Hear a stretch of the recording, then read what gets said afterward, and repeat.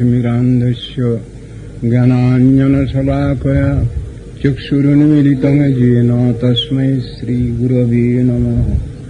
मूकं करोति वाचालं पङ्गुं लङ्घयति गिरिं यत्कृपातमहं वन्दे श्रीगुरुं। नमो महावदन्याय कृष्णप्रेमप्रदायते कृष्णाय कृष्णचैतन्य नाम्ने गौरतिसे नमः। हे कृष्ण करुणा सिन्धो दीनबन्धो जगत्पते गोपेश गोपिकाकन्थ राधाकान्त नमस्तुते। नमो ब्रह्मण्यदेवाय गोब्राह्मणहिताय च जगद्धिताय कृष्णाय गोविन्दाय नमो नमः। तप्तकाञ्चन गौराङ्गी राधे वृन्दावनेश्वरी वृषभानुसुते देवी प्रणमामि हरिप्रिये। वृन्दायै तुलसीदेव्यै प्रियायै केशवस्य च कृष्णभक्तिप्रदे देवी शुद्धवत्यै नमो नमः। नारायणं नमस्कृत्य नरं चैव नरोत्तमं देवीं सरस्वतीं व्यासं ततो जयमुदीरये। वञ्चाकल्पतरुभ्यश्च कृपासिन्धुभ्यैव च पतितानां पावनेभ्यो वैष्णवेभ्यो नमो नमः। हरे कृष्ण कृष्ण कृष्ण हरे हरे हरे राम राम राम हरे हरे। টিকানুবাদ। আপনার উদরবন্ধনকারী এই মহাপাশকে নমস্কার করি। এই মহাপাশটি কি প্রকার শোভমান তেজসমূহের আশ্রয় এবং আধার স্বরূপ।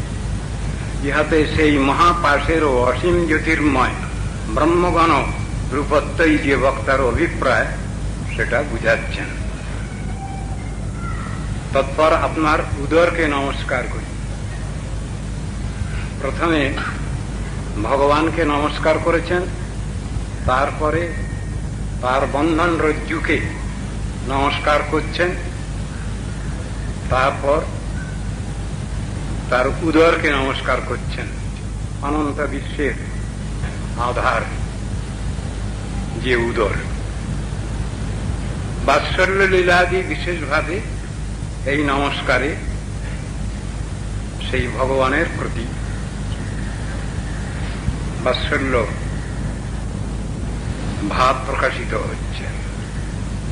সেই উদর কি প্রকার? স্থাবর জঙ্গমাত্মক প্রপঞ্চজাত সমস্ত বিশ্বের আধার। জয়তি জননিবাস দেবকী জন্মবাদ। ভাগবত বলছেন জননিবাস ভগবান, নিখিল বিশ্ব তার মধ্যেই অবস্থিত।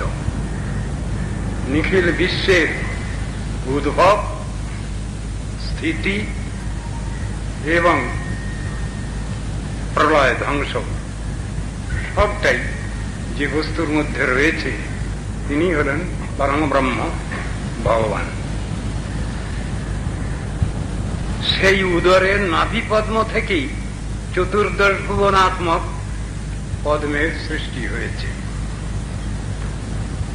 সেই বৃন্দাবনে বাল্যলীলার সময়ে মাতা যশোদা দেবীকে দুইবারই নিজের বিশ্বরূপ দেখিয়েছেন ভগবান। এই প্রকার উদরবন্ধনের দ্বারা সমস্ত বিশ্বেরই বন্ধন প্রতীতি হচ্ছে। মাতা যশোদা দেবী যে সমগ্র বিশ্বকেই বশীভূত করেছিলেন, এটাও এই বাক্যের দ্বারা প্রকাশিত হচ্ছে। ঋষি যে সম্বোধন করছেন, ভগবানকে প্রণাম করছেন, তার অঙ্গ প্রত্যঙ্গে প্রণাম করছেন, তার বন্ধন রজ্জুকে প্রণাম করছেন এবং তার উদরকেও প্রণাম করছেন। সর্বব্যাপক অসীম ভগবানের বন্ধন কখনো সম্ভবপর নয়। তথাপি বন্ধন শিকারে নিজের ভক্তবাৎসল্য বিশেষ এবং তাহা দ্বারা জগতের অসংকোচ অবস্থিতি প্রভৃতি সমাবেশ যুক্তিতর্কের অগোচর, এটাও জানাচ্ছেন। এতে ঐশ্বর্য বিশেষই প্রকাশিত হচ্ছে। ভগবান কোন বন্ধনেই বন্ধন দশা প্রাপ্ত হন না। ভক্তির দ্বারা তাকে বন্ধন করা যায়। প্রেমরজ্জুতে তিনি বন্ধন প্রাপ্ত হন, প্রেমরজ্জুতেই তাকে বাঁধা যায়, ভক্তির দ্বারাই তাকে বাঁধা যায়। কেবল ভক্তির বশ চৈতন্য গোসাই সেই কথা এখানে বলছেন। দাম নমস্কারের পর উদর নমস্কারের তাৎপর্য এই যে উদরের উপরেই দামটি বর্তমান আছেন। পরপর শ্রেষ্ঠত্ব বুঝাবার জন্য প্রথমে দামের, পরে উদরের নমস্কার করা হয়েছে। এক্ষণে তার প্রিয়তম জনের কৃপাতেই বাঞ্ছিত বস্তু, এমনকি বাঞ্ছারোদিত দুষ্প্রাপ্য সমস্ত বস্তুও লাভ করা যায়, এই অভিপ্রায়ে তার প্রিয়তমা ভগবতী শ্রী রাধিকাকে নমস্কার করছেন। সেই ভগবানকে নমস্কার করলে পরে নিখিল বিশ্বকেই নমস্কার করা হয়। তথাপি ভগবান তো তার শক্তি ছাড়া নন, যে শক্তির বিচার শাস্ত্রে খুব সুন্দরভাবে জানানো হয়েছে। লাদিনী শক্তি, অন্তরঙ্গা শক্তি, স্বরূপ শক্তি, পরাশক্তি একই তত্ত্বকে লক্ষ্য করছে। অনন্ত শক্তিমান ভগবান, তার অনন্ত শক্তির মধ্যে তিন শক্তির কথাই শাস্ত্রে সব জায়গায় আলোচিত হয়েছে। প্রথম লাদিনী অন্তরঙ্গা শক্তি, দ্বিতীয় জীব শক্তি, তৃতীয় মায়া শক্তি। এই তিন শক্তি নিয়ে সর্বত্র আলোচনা হয়েছে। এখানে অন্তরঙ্গা শক্তি, স্বরূপ শক্তি বা লাদিনী শক্তি শ্রী রাধা দেবীর কথা এখানে উল্লেখ করছেন বিশেষ করে। কেন? ভগবৎ শব্দের দ্বারাই ভগবান সমস্ত ঐশ্বর্য, শক্তি, সামর্থ্য যা কিছু সবটা নিয়ে তিনি ব্যাখ্যা এইরূপ। তথাপি তিনি তার অন্তরঙ্গা শক্তি ছাড়া তিনি প্রণাম নেবেন কিনা বিচার্য। একদিন এ বিষয়ে আলোচনা হয়েছে। রাধা দেবী তিনি কখনো কৃষ্ণকে বাদ দিয়ে পূজা গ্রহণ করছেন না, আবার কৃষ্ণও রাধা দেবীকে বাদ দিয়ে পূজা গ্রহণ করছেন না। সম্পর্কটা এলো, সেই তত্ত্বদর্শন এখানে বলছেন। যদি রাধারানীকে বাদ দিয়ে আমরা কৃষ্ণ ভজন করতে যাই, কৃষ্ণ সুখী হন না, খুশি হন না। আবার রাধা দেবীর আনুগত্যে কৃষ্ণ ভজন করতে যাই, সেখানেও কৃষ্ণকে বাদ দিয়ে রাধা দেবীর ভজন নয়। তথাপি শাস্ত্রানুসারে সাধন ভজনের যে ক্রম বর্ণিত হয়েছে তাতে দেখা যাচ্ছে আমরা আশ্রয় বিগ্রহের আনুগত্যেই সাধন ভজন পথে অগ্রসর হব। সেই আশ্রয় বিগ্রহ গুরু বৈষ্ণবকে ধরা হবে। সেই আশ্রয় বিগ্রহের চরম হচ্ছেন রাধা ঠাকুরানী। তাকেই বলা হল শাস্ত্রে মূল আশ্রয় বিগ্রহ।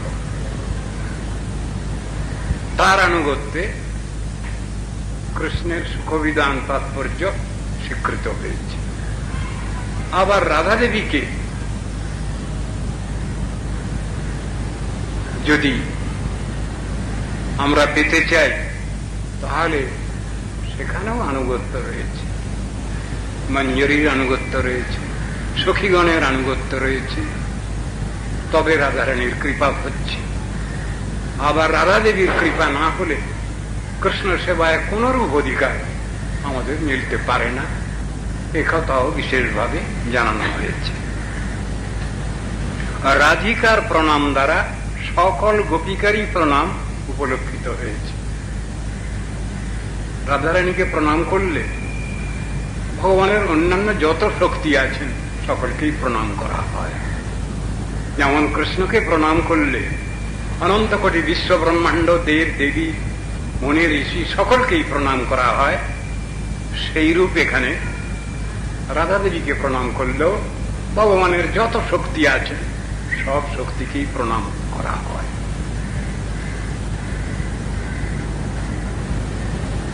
যত পূজনেন বিবুধা পিতরোর্চিতাশ্চ, যে গোবিন্দের পূজা করলে সমস্ত পিতৃ পুরুষগণের পূজা করা হয়ে যায়, সম্মান করা হয়ে যায়।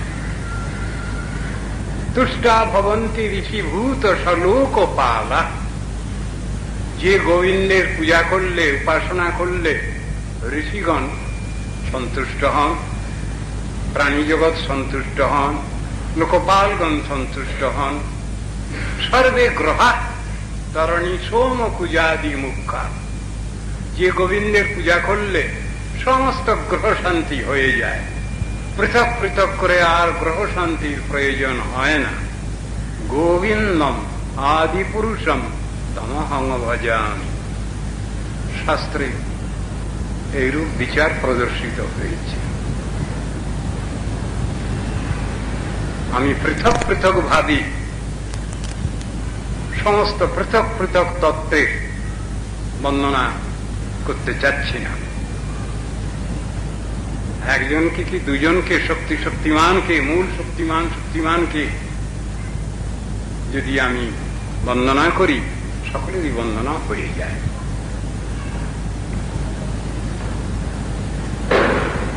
মুখ্যতমা রূপে, গোপীগণের মধ্যে মুখ্যতমা রূপে এখানে কেবলমাত্র রাধিকাকেই প্রণাম করেছেন।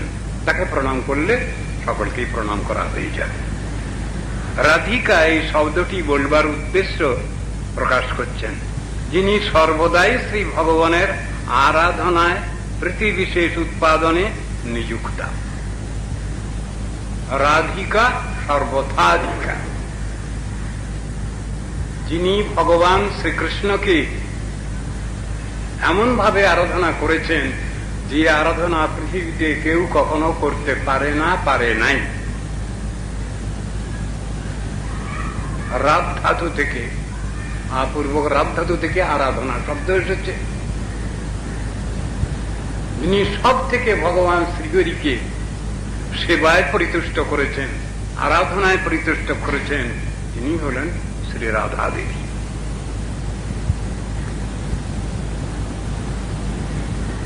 এই আরাধনা শব্দগত তাৎপর্য থেকেই রাধিকা নামটি এসেছে।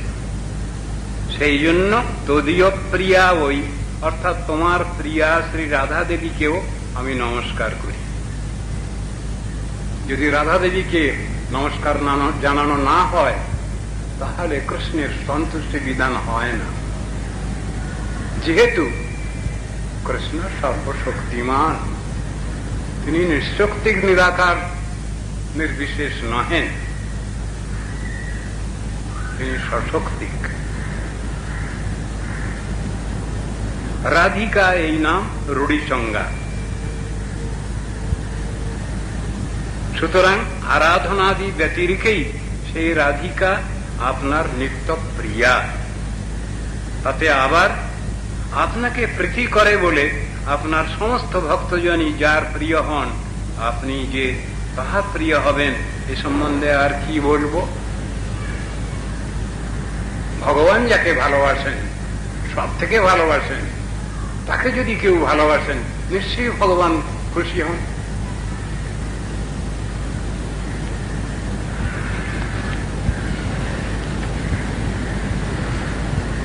আপনিও শ্রী রাধিকার নিত্য প্রিয়, শ্রী রাধারানী আপনার প্রিয়া, আপনিও তার নিত্য প্রিয়।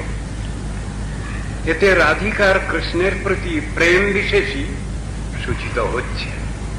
সেই রাধিকার প্রিয় আপনাকে নমস্কার করি। আপনি কেমন? আপনি রাধিকার প্রিয়। যেখানে রাধা তত্ত্ব সম্বন্ধে ব্যাখ্যা করছেন, রাধার দাসীর কৃষ্ণ সর্ববেদে বলে। কৃষ্ণের পরিচয় দিচ্ছেন।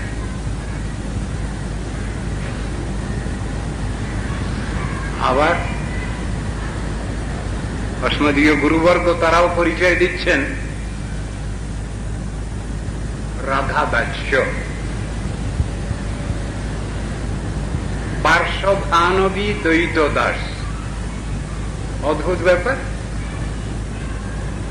কৃষ্ণের নাম বলছেন, কৃষ্ণের নামের আগে দিয়েছেন পার্শ্বভানবী দ্বৈত।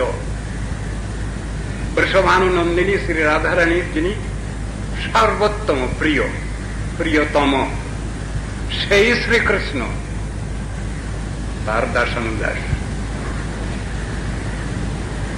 বর্ণনাটা কেমন?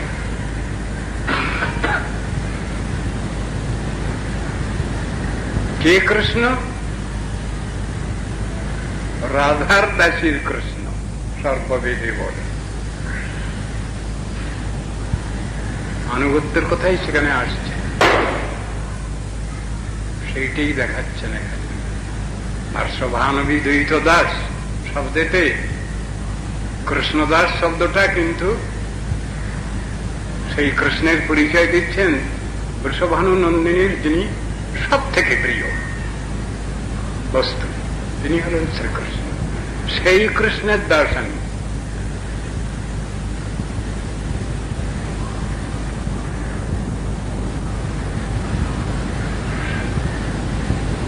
আপনি যার প্রিয় হন তিনি জগতের বন্দনীয়। রাধিকা দেবী আবার আপনারও প্রিয়া, আপনি স্বয়ং তাকে প্রীতি করে থাকেন। সেই জন্য সেই শ্রী রাধিকাকে আমি নমস্কার করছি। তার কৃপা হলে তারা তোমার কৃপাও পাব। এই জন্য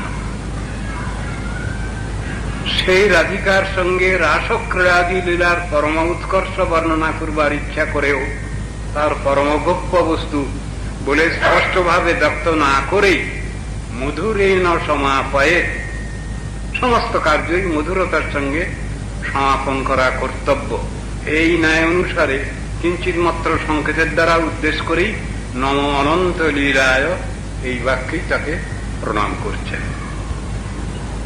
এই অনন্ত লীলায় শব্দের মধ্যে ভগবানের নিগূঢ় যে রাসবিলাস সেইটিও প্রকাশিত হচ্ছে এই কথার দ্বারা। সেটাই এখানে বলছেন।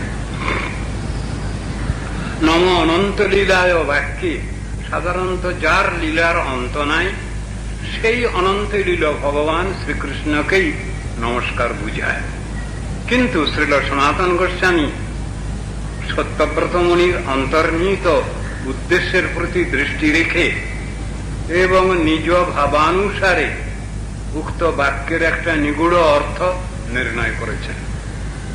যথা শ্রী রাস লীলাকেই নমস্কার, অনন্ত লীলাকে নমস্কার মানে রাসলীলাকেই নমস্কার করছেন।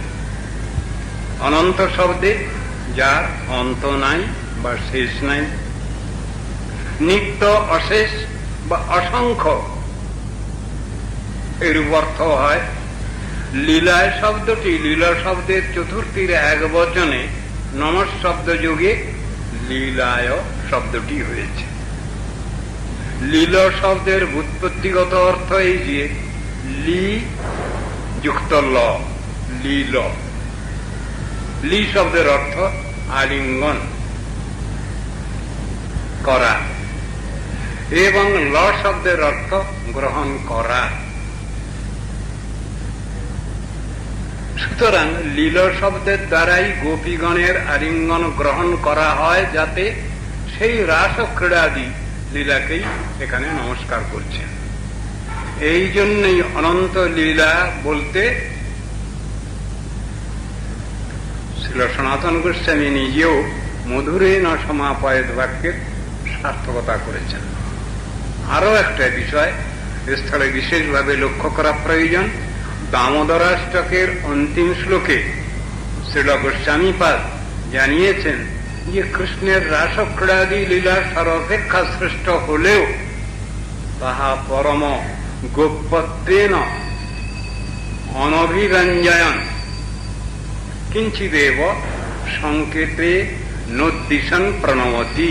এর তাৎপর্য এই যে রাসলীলায় পরম গোপনীয়ত্ব হেতু সত্যব্রত মুনি কিঞ্চিন মাত্র সংকেত অথবা একটু মাত্র ইঙ্গিত করেই বন্ধ করেছেন। বলতে চাচ্ছেন না পরম গোপনীয় বস্তু সর্বসাধারণে প্রকাশিতব্য বিষয় নহে, সেজন্য শুধু উল্লেখ মাত্র করেই তিনি চুপ করে যাচ্ছেন গোপনীয়ত্ব হেতু।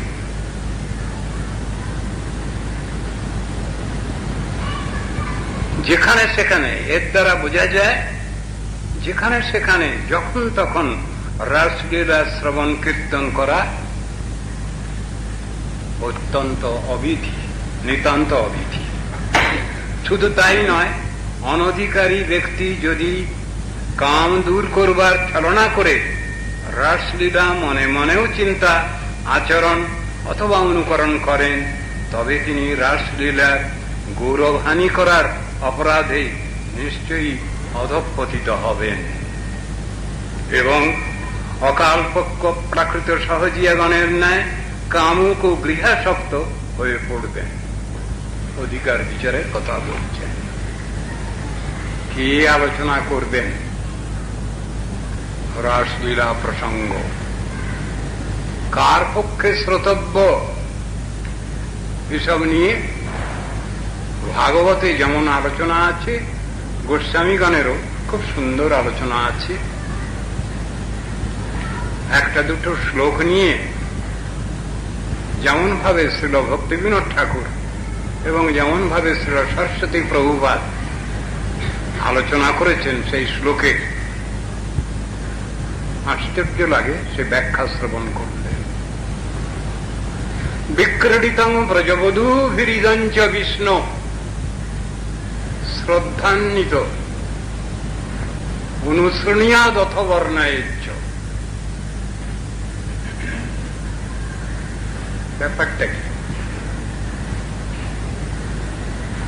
ব্রজবধূগণের যে লীলাদি কৃষ্ণের সঙ্গে,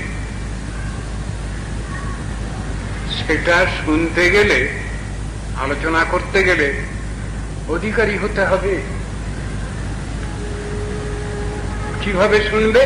শ্রদ্ধান্বিত। শ্রদ্ধা শব্দের মানে কি? কৃষ্ণে ভক্তি কইলে সর্বকর্মকৃত হয়। শ্রদ্ধা শব্দে বিশ্বাস কহি সুদৃঢ় নিশ্চয়, কৃষ্ণে ভক্তি কইলে সর্বকর্মকৃত হয়। শ্রদ্ধা শব্দের অর্থ হচ্ছে সুদৃঢ় বিশ্বাস। সে বিশ্বাসটা কি? কৃষ্ণ ভক্তি করলেই সবকিছু লাভ হয়, অন্য কিছুর দ্বারা হয় না। এই সুদৃঢ় বিশ্বাস। এবং সেখানে তত্ত্ববস্তুর কে ভুল বোঝাবুঝির কোনো কথা নেই। এমনই ব্যাপারটা। সাধারণ মনুষ্য ভগবানের অপ্রাকৃত রাসাদিক লীলা শ্রবণ করলে তাদের ভ্রান্ত ধারণা এসে যাবে। অপ্রাকৃত লীলা মিথুন, সেই রাধা গোবিন্দ, রাধা শ্যাম সুন্দর, তাকে সাধারণ প্রাকৃত নায়ক নায়িকা বলে ভ্রম হবে। সেই জন্য শাস্ত্র সাবধান করেছেন। রাসপঞ্চাধ্যায় আলোচনার শেষে ব্যাসদেব প্রথমে বলছেন বিক্রীডিতং ব্রজবধূ হৃদঞ্চ বিষ্ণু। শ্রদ্ধান্বিত অনুশৃণীয়াদ অথবর্ণায়চ্চ, শ্রদ্ধান্বিত হয়ে কেউ বর্ণনা করতে পারেন। শ্রদ্ধান্বিত হয়ে আগে শ্রবণ পশ্চাৎ কীর্তন, আগে কীর্তন নয়, আগে সদ্গুরু মুখে শ্রবণ পরে কীর্তন। অনুশৃণীয়াদ, শুনতে হবে। গুরু যা বলছেন, গুরু যদি অধিকারী বিচার করেন আমাকে, তাহলে আমি শুনবার অধিকারী। তিনি যদি বারবার করে নিষেধ করেন, না তোমার অধিকার নাই, চুপ করে যাওয়া হবে। তো অনুশৃণীয়াদ, অনুশ্রবণ মানে গুরু মুখে কীর্তিত তত্ত্বদর্শন শ্রবণ। ভক্তিং পরাং ভগবতী প্রতিলভ্য কামম হৃদরোগম আশু অপহীনতি অচিরেণ ধীর। হৃদরোগ কাকে বলছেন? কাম, কামনা বাসনা, প্রাকৃত কামনা বাসনা, সেটা নষ্ট হবে কখন?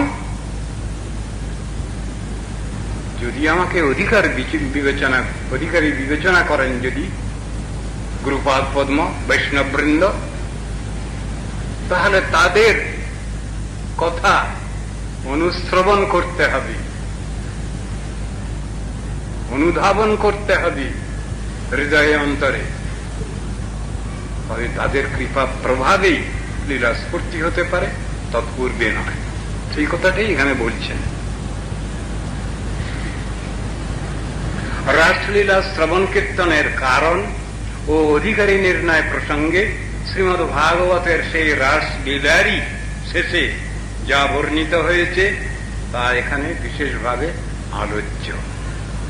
যথা নৈতৎ সমাচরে জাতু মনসাপি ঝনিশ্বরঃ বিনশ্যৎ তচ্চরণ আচরণম ঔঢৎ যথা অরুদ্রোবধিজং বিষম।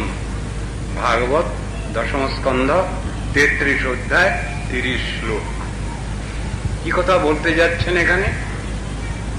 কৃষ্ণদ্বৈপায়ন বেদব্যাস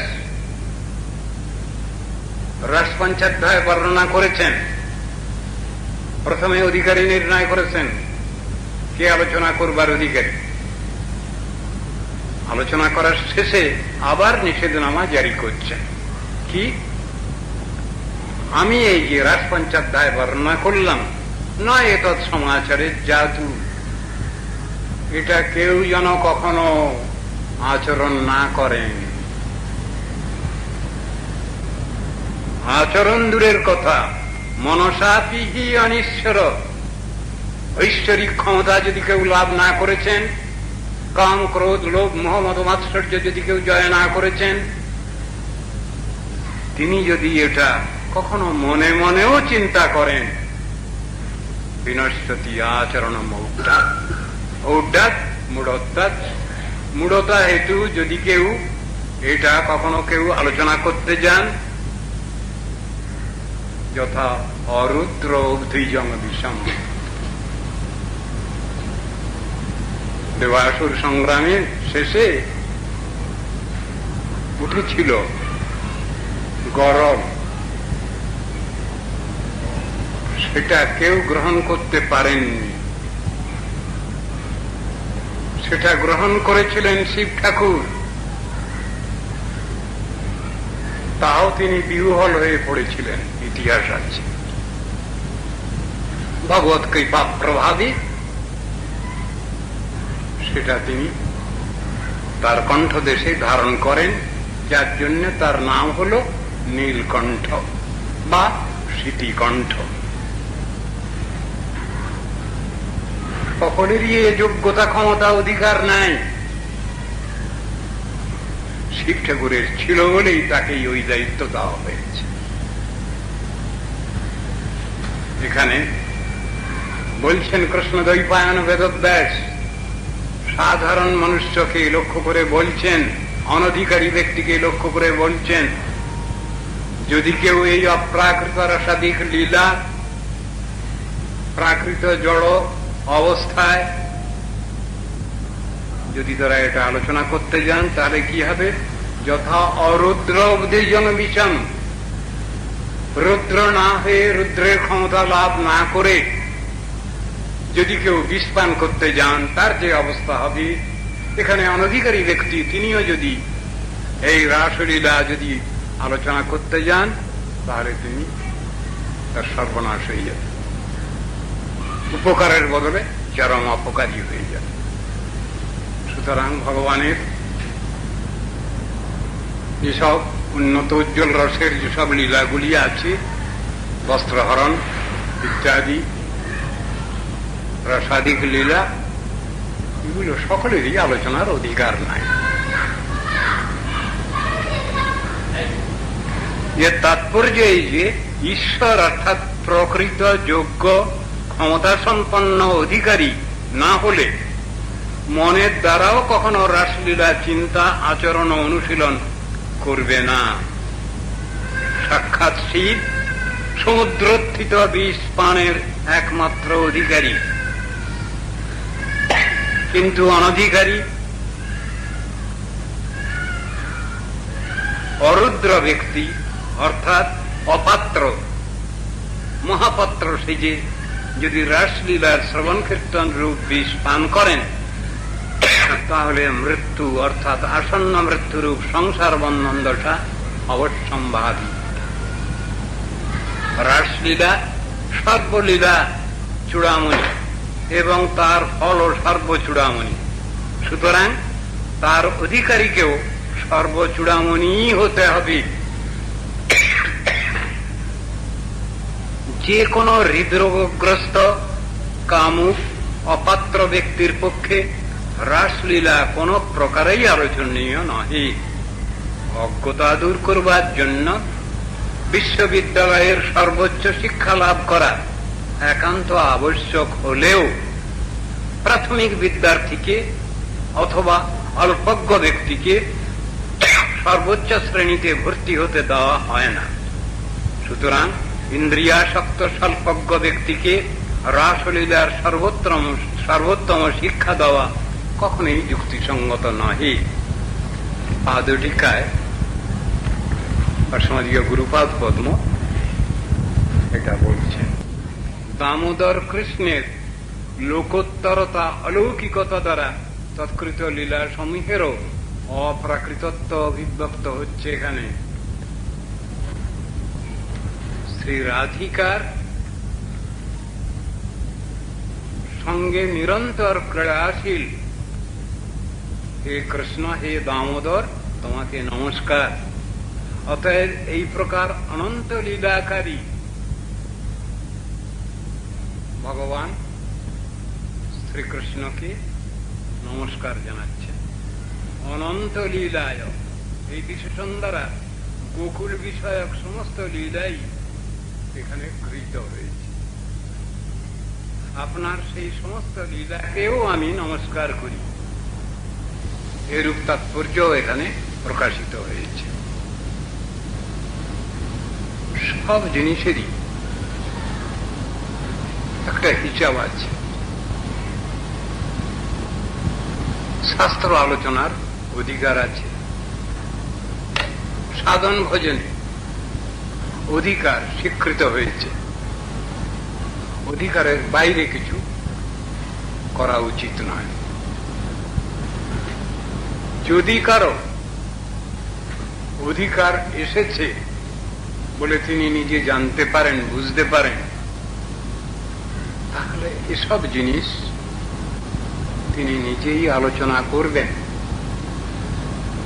বা দুই একজন বিশেষ অধিকার প্রাপ্ত ব্যক্তি যদি কাছাকাছি থাকেন তাদের সঙ্গে আলোচনা করতে পারেন তিনি।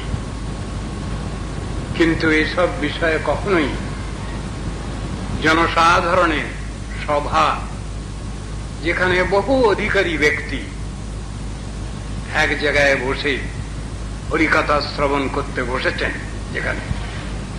সেখানে এসব বিষয়ে আলোচনা হবে না। গোস্বামী বর্গের বাক্যের মধ্যে এগুলো প্রচুর পরিমাণে দেখতে পাওয়া যায়। শ্রী ঠাকুর ভক্তি বিনোদ তিনি এই সব লীলা কথা আলোচনার ক্ষেত্রেতে বলছেন যে সভায় সমস্ত প্রকারের অধিকারী ব্যক্তি বসে আছেন,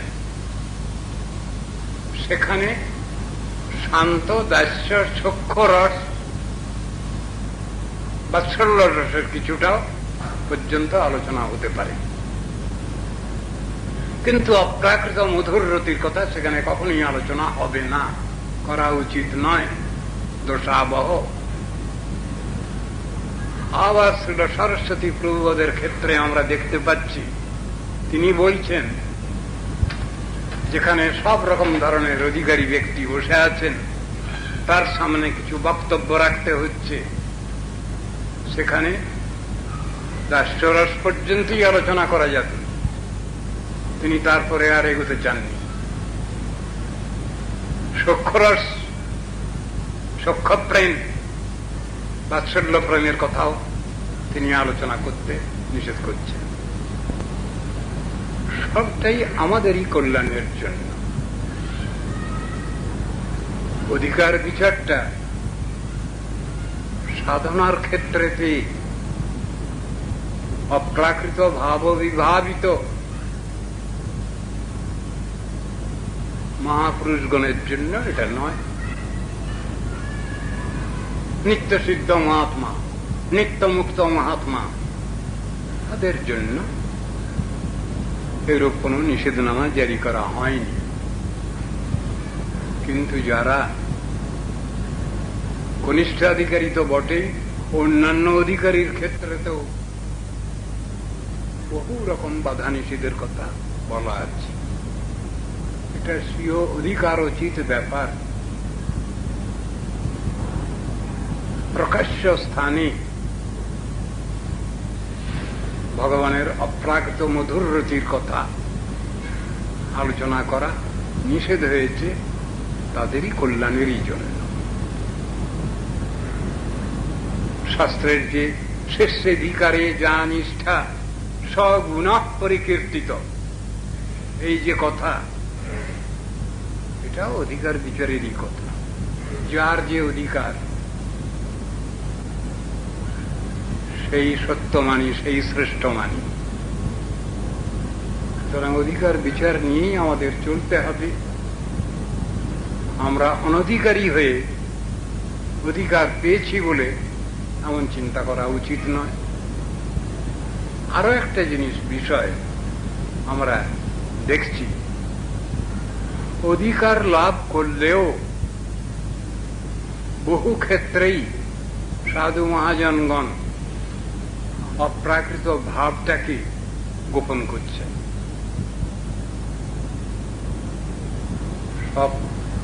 সকলের অপাত্রে দিচ্ছেন না। এই বিচারটাও দেখা যাচ্ছে। মৃগনাভি কস্তুরী, যে হরিণের নাভিতে কস্তুরী হয়েছে এবং সেটা ম্যাচিওর করেছে, সে হরিণ তো পাগল হয়ে যায়, সে নিজে বুঝতে পারে না তার কি লাভ হয়েছে, কি সম্পদ লাভ হয়েছে। সাধনার ক্ষেত্রেতেও সাধক সাধিকার কথা দূরে থাকুক, সিদ্ধ মহাত্মা, অপ্রাকৃত রাসরসিক, অপ্রাকৃত ব্রজবাসী, তারাও তো বিষয়টা গোপন করছেন। কেন? বহু ধন আছে আমার, এ কথা যখনই আমি বলে ফেলি তখনই তো বিপদ আমার। যারা অপ্রাকৃত সাধন ভজন ধনে ধনী, তারা তো ওটাকে গোপনই করেন, গোপন ভাবেই রাখেন। সেই জন্য তো গোপনীয়তা দরকার। যত্রতত্র এর আলোচনা ওই জন্যই নিষেধ করেছেন। তুষ্যন্তিচ রমন্তিচ, এরা তো সমজাতীয় বস্তুর সঙ্গে সমজাতীয় ব্যক্তির সঙ্গে, সেটাই বলা হয়েছে। সজাতিয়া শয়ে স্নিগ্ধে সাধু সঙ্গ শতবরে। সজাতীয় শয় ব্যক্তির সঙ্গে আলোচনা, অন্যের সঙ্গে নয়, পাবলিক প্লেসে নয়, বহু অধিকারী ব্যক্তি যেখানে বসে আছেন সেখানে নয়। কথাগুলো বলা আছে। সুতরাং আমাদের সব সময় অধিকার বিচার নিয়ে চলতে হবে। অধিকার ছাড়া কোনো কথা নেই। যে যেন বৈষ্ণব চিনিয়া লইয়া আদর করিব যবে, বৈষ্ণবের কৃপা যাহে সর্বসিদ্ধি অবশ্য পাইব তবে। কথাগুলো তো আমরা তো কীর্তন করছি, মহাজন পদাবলী। শ্রীরূপ গোস্বামী পাদ তিনি তার উপদেশামৃতের এক শ্লোকে সেখানেও তো সেই অধিকার বিচারের কথাই বলছেন। সেখানেও অধিকার বিচারের কথা সুন্দরভাবে তিনি জানিয়েছেন। কোথায়? কৃষ্ণেতি যশগিরি তং মনসাদ্রিয়েত দীক্ষাস্তি চেত প্রণতিভিশ্চ ভজন্তমীশম শুশ্রূষয়া ভজন বিজ্ঞমনন্যমন্য নিন্দাদি শূন্য হৃদয়ম বিকশিত সঙ্গলব্ধা। কি বলছেন? এই শ্লোকের ব্যাখ্যা করতে গিয়ে জগৎগুরু শ্রীল ভক্তিবিনোদ ঠাকুর, সচ্চিদানন্দ ভক্তিবিনোদ ঠাকুর তিনি বলছেন কি, হরি হে সঙ্গদোষ শূন্য দীক্ষিতা দীক্ষিত যদি তব নাম গায়, মানুষে আদর করিব তাহারে জানি নিজ জনতায়। ভালো মন্দ বিচার তত্ত্ব সিদ্ধান্ত বোঝেনি, শেখেনি, শোনেনি, এমন লোক যদি তোমার মঠ মন্দিরে আশ্রমে যদি যাতায়াত করে, তাকে আদর যত্ন করবে, যাতে সে সাধন ভজন জিনিসটা বুঝবার চেষ্টা করে, এ পথে অগ্রসর হয়। দীক্ষিত অদীক্ষিত দুটোই বলা আছে। তার সঙ্গে এইরকম ব্যবহার চাই। দীক্ষিত হইয়া ভজে তু আপদ তাহারে প্রণতি করি। যিনি দীক্ষিত হয়ে যিনি সাধন ভজনে প্রবৃত্ত হয়েছেন, অর্থাৎ আমার সতীর্থ, আমার গুরু ভাই ইত্যাদি, তাহারে প্রণতি করি। সেখানে পরস্পরের প্রতি প্রণতি দণ্ডবান্নতি ব্যবহার থাকবে, কোন অহংকার থাকবে না। অনন্য ভজনে বিজ্ঞ যেই জন তাহারে সে বিবহরি। হে হরি, যিনি অনন্য ভজনে বিজ্ঞ তার আমি সেবা করব। কে তিনি? মধ্যমাধিকারী বৈষ্ণব। এখন বলছেন উত্তমাধিকারী বৈষ্ণবের কথা। সর্বভূতে সম যে ভক্তের মতি, তাহার দর্শনে মানি আপনারে ধন্য সুসঙ্গ পাইয়া চরিতার্থ হইল জানি। উত্তমাধিকারীর কথা বললেন, আর সেবা করে ধন্য হব আমি। নিষ্কপট মতি বৈষ্ণবের প্রতি এই ধর্ম কবে পাব, কবে সংসার সিন্ধু পার হয়ে তব ব্রজপুরে যাব। আমরা এর আগে একাধ দিন আলোচনা করেছি, ব্রজে থেকে বাস করে ব্রজ ভজন একটা জিনিস, সে সুযোগ সৌভাগ্য সকলের হচ্ছে না।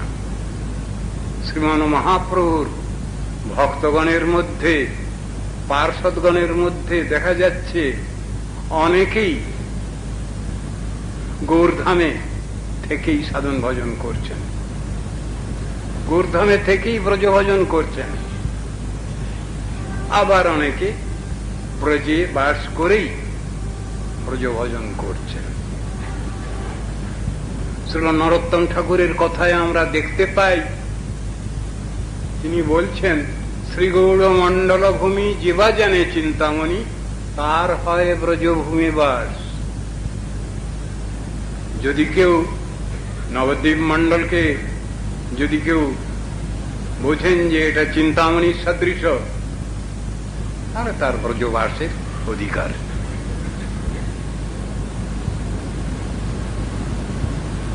বিচারের কথা এগুলো।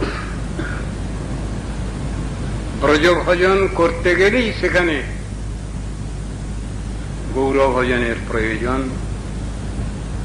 গৌর ধামের আনুগত্যের প্রয়োজন। সেইভাবেই ব্রজবাসের অধিকার, ব্রজভজনের অধিকার।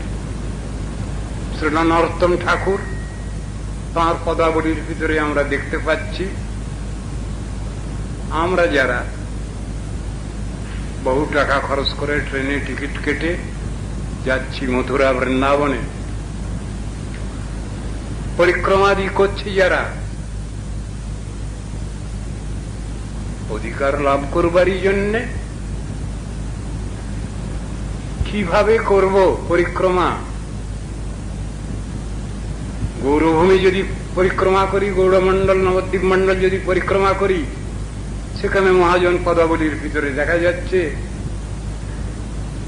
গৌর আমার যেসব স্থান করল ভ্রমণ রঙ্গে, সেসব স্থান হেরিব আমি প্রণয়ী ভকত সঙ্গে। প্রণয়ী ভকত সঙ্গে কতটা বলা আছে। প্রণয়ী ভক্ত মানে কি? প্রণয়ী ভক্ত মানে রসিক ভক্ত। রসিক ভক্ত মানে কি? অপ্রাকৃত ব্রজবাসী মানে কি? আমি যদি ব্রজে বাস করতে যাই কামক্রোধের দাস, তাহলে ব্রজভজন হবে না, ব্রজবাস হবে না, উল্টো বুঝিলি রাম হবে। ব্রজ পরিক্রমা হচ্ছে বিভিন্ন লীলাভূমি, লীলাক্ষেত্র দর্শন হচ্ছে। সেই অপ্রাকৃত ভাব কোথায়? গোদ্রুম তীর্থে বসে আছেন শ্রীল সচ্চিদানন্দ ভক্তি বিনোদ ঠাকুর।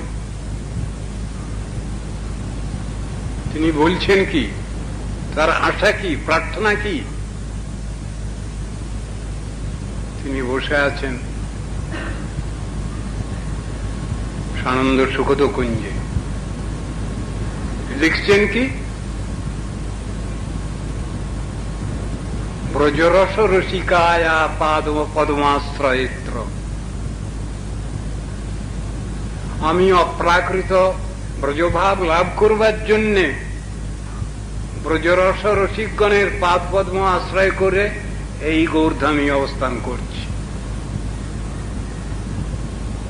সুরসরিদ উপকণ্ঠে গোদ্রুমী গৌর তীর্থে বসতি সুরভি কুঞ্জে ভক্তি পূর্বং বিনোদ। যুগল চরণ সেবা সূক্ষ্ম লাভাশয়াসৌ ব্রজরস রসিকায়া পাদ পদমাশ্রয়িত্র। আমি সুরসরিদ উপকণ্ঠে সরস্বতী তীরে সানন্দ সুগত কুঞ্জে আমি অবস্থান করছি, গোদ্রুমে গৌর তীর্থ। যুগল চরণ সেবা লাভ করবার জন্যে, যুগল চরণ সেবা লাভাশয় আস, এই ভক্তি বিনোদ যুগল চরণ সেবা লাভের জন্যে এখানে ব্রজরস শিখগণের আনুগত্যে এইখানে গৌরধামী সাধন ভজনে প্রবৃত্ত হচ্ছে। শিক্ষাটা কি?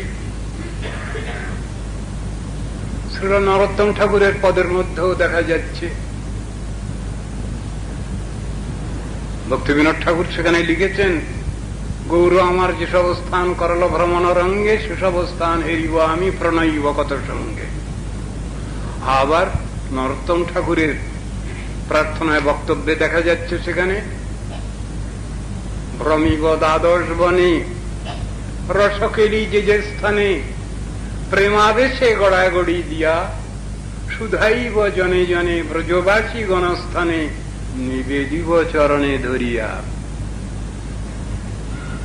সে ভাব কই? আমার সে আনুগত্য কই?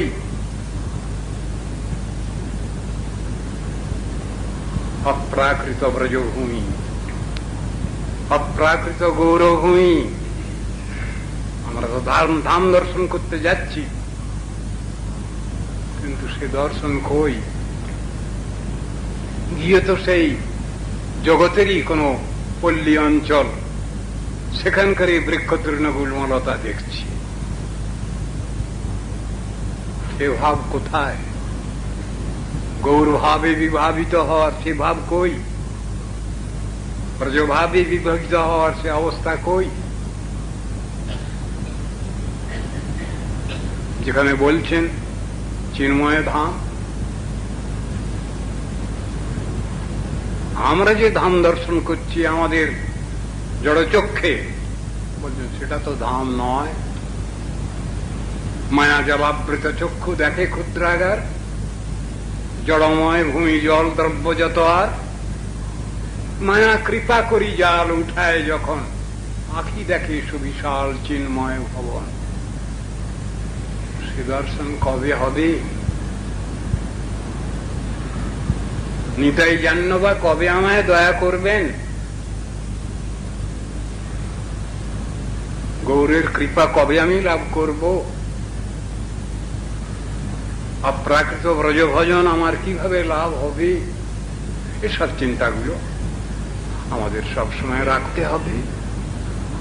আনুগত্যের প্রয়োজন, আনুগত্য ছাড়া কিছু হচ্ছে না। হরিভজন করতে এসে অনেক রকম বিপদ আপদ।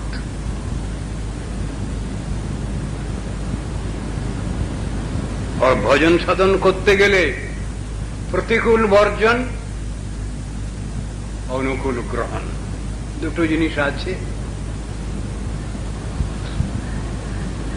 প্রথমে শরণাগতির প্রথমেই আমরা পাচ্ছি কি? শ্রীকৃষ্ণ চৈতন্য সপার্শ্বদীয়দম সহ অবতরী, অত্যন্ত দুর্লভ প্রেম করিবারে দান, শিখায় শরণাগতি বকতের প্রাণ। কি? দৈন্য আত্মনিবেদন, গোপ্তৃত্বে বরণ, অবশ্য রক্ষিবে কৃষ্ণ বিশ্বাস পালন। ভক্তি অনুকূল মাত্র কার্যের শিকার, ভক্তি প্রতিকূল ভাব বর্জন অঙ্গীকার।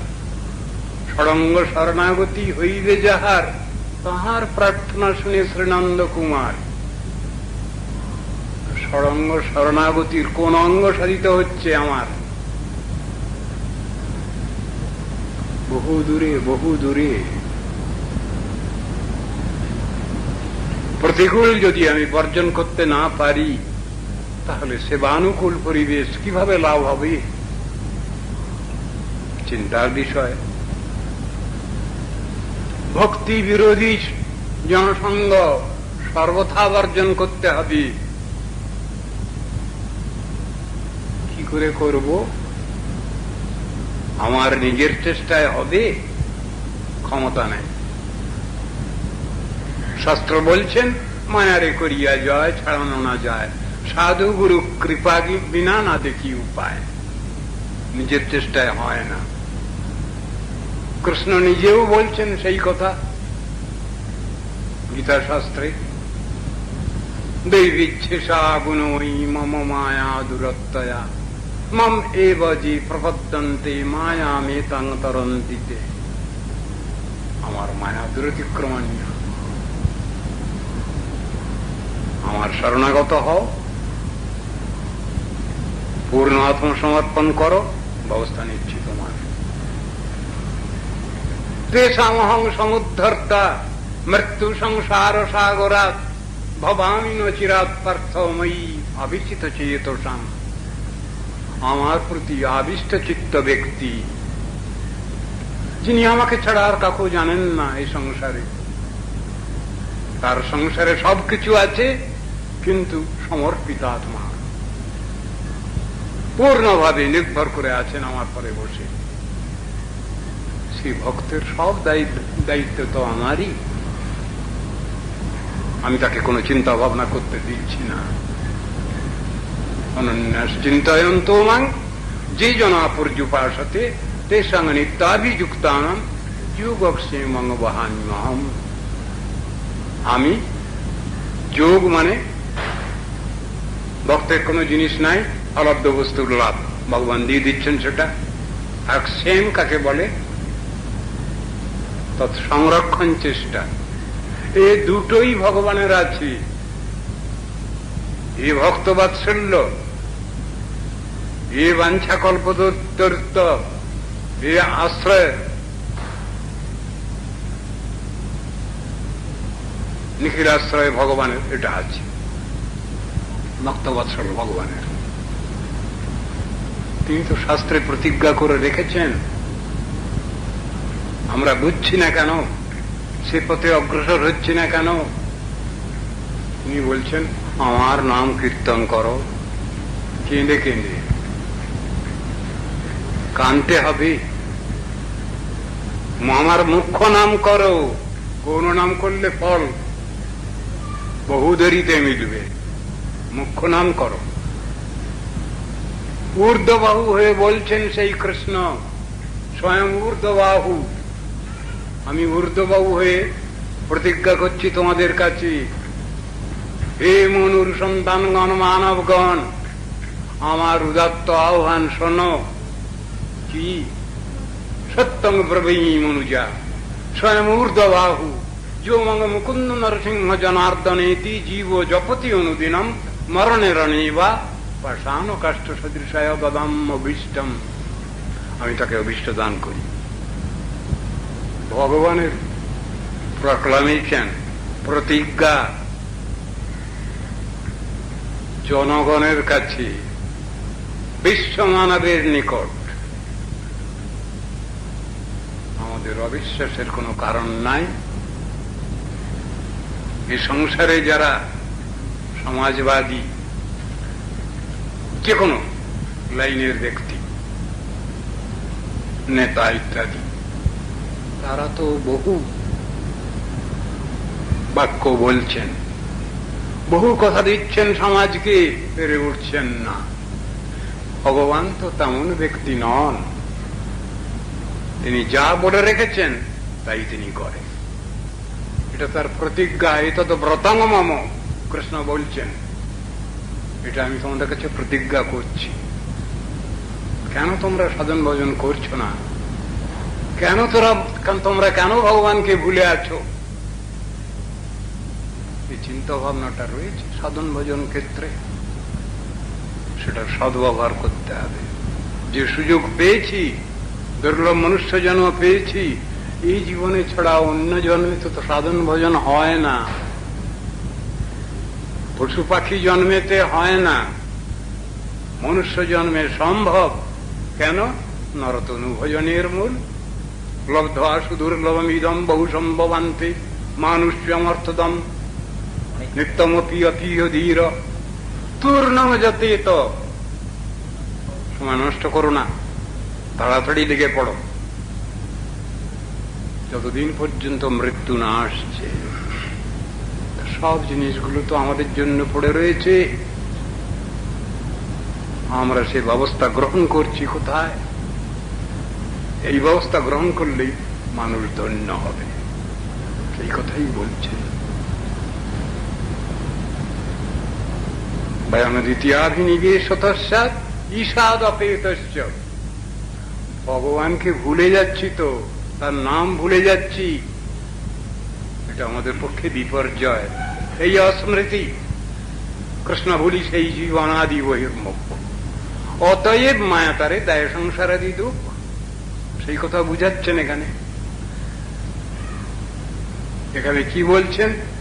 ভয় বলে একটা জিনিস আমাদের পেয়ে বসেছে। ভয়ং দ্বিতীয়াভিনিবেশতস্য। দ্বিতীয়াভিনিবেশ কি? ভগবান ছাড়া অন্য বস্তুতে প্রতীতি, বিশ্বাস, নির্ভরতা। ভগবানকে মানি না, বিশ্বাস করি না, দুনিয়াদারি সবকিছু বিশ্বাস করি, মানি। হতভাগা, দুর্দৈবগ্রস্ত, তাই বুদ্ধিটা এমন। ঈশাদ অপেতস্য, ভগবান থেকে দূরে সরে যাচ্ছি। তন্ময় জাত বুধ আভজেত্তং ভক্তৈক এসং গুরুদেবতাত্মা। শাস্ত্রে বিধিবিধানগুলো তো দেওয়া আছে, সাধন ভজনের ক্রম বর্ণিত হয়েছে, সেইভাবে আমাদের সাধন ভজন করতে হবে।